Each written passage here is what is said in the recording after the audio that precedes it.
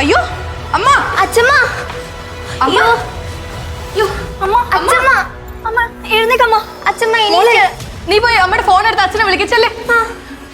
അമ്മേ, ഇവിടെ ആരാ എണ്ണ ഒഴിച്ചു വെച്ചേക്കുന്നേ? ഞാൻ പ്രകാശേട്ടനെ ഒന്ന് വിളിച്ചിട്ട് തരാം. അമ്മേ എണീക്കാൻ പറ്റുമോ? അമ്മേ. അമ്മ, അച്ഛനെ വിളിച്ചിട്ട് കിട്ടുന്നില്ല. ചിലപ്പോ അമ്മയുടെ ഫോണിൽ നിന്ന് വിളിച്ചോണ്ടായിരിക്കും. മോളെ നീ ആംബുലൻസ് വിളിക്ക്. പ്രകാശേട്ടന്റെ ഫോൺ സ്വിച്ച് ഓഫ് ആണ്. വിളിച്ചിട്ട് കിട്ടിയോ മാളു? വിളിക്കൂ അമ്മ. Hello, emergency.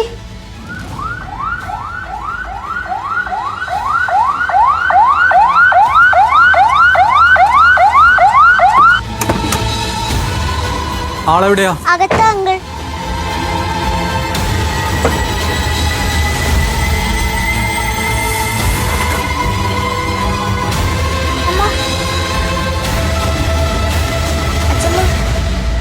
എഴുന്നേക്കമ്മ. അച്ഛമ്മ പിടി. ചേട്ടാ ഒന്ന് പിടിക്കും.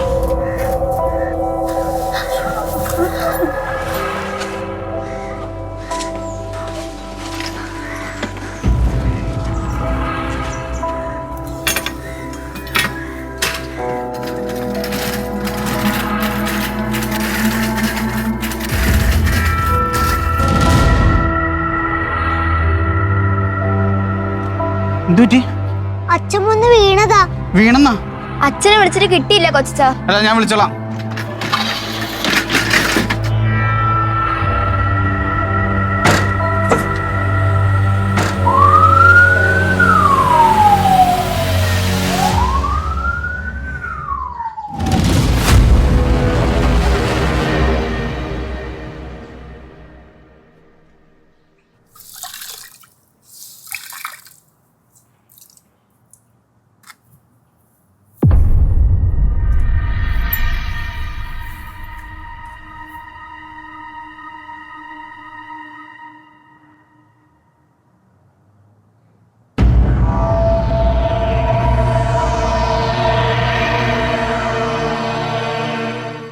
ഇങ്ങനെ ഓരോന്ന് തട്ടിമറിച്ചിടും, എന്നിട്ട് പറയത്തൂല്ല.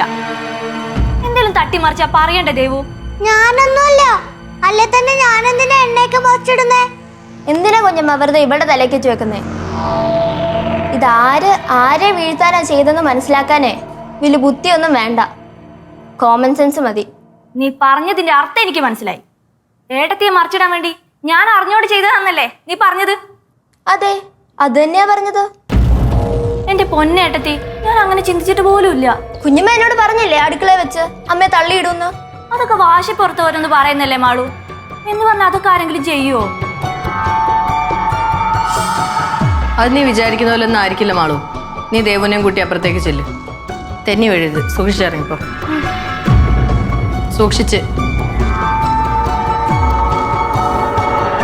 നീ ഒരു തരത്തിലും മാറാൻ ഉദ്ദേശിക്കുന്നില്ലല്ലേ? ഇല്ല. ഈ കുഞ്ഞു നിന്നെ എന്ത് ചെയ്തിട്ടാടി? എന്നെ ഒന്നും ചെയ്തില്ല. പക്ഷേ ഇത് നിങ്ങളുടെ വയറ്റിൽ കിടക്കുന്ന കുട്ടിയല്ലേ. അപ്പൊ നിങ്ങളെ ഇഷ്ടമല്ലാത്ത പോലെ ഈ കുഞ്ഞിനെ എനിക്ക് ഇഷ്ടമല്ല. എന്നാ പിന്നെ നിനക്കെന്നെ അങ്ങ് കൊന്നൂടെ? നിങ്ങൾ മരിക്കാൻ പാടില്ല. നിങ്ങൾ മരിച്ചാ പുടുന്നത് ഞങ്ങളെല്ലാരും ആയിരിക്കും. അപ്പൊ എല്ലാം അറിഞ്ഞു വെച്ചോണ്ടാണ് ഇറങ്ങി തിരിച്ചിരിക്കുന്നത് അല്ലേ?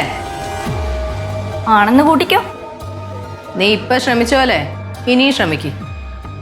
ആര് വീഴുന്നു നമുക്ക് കാണാം.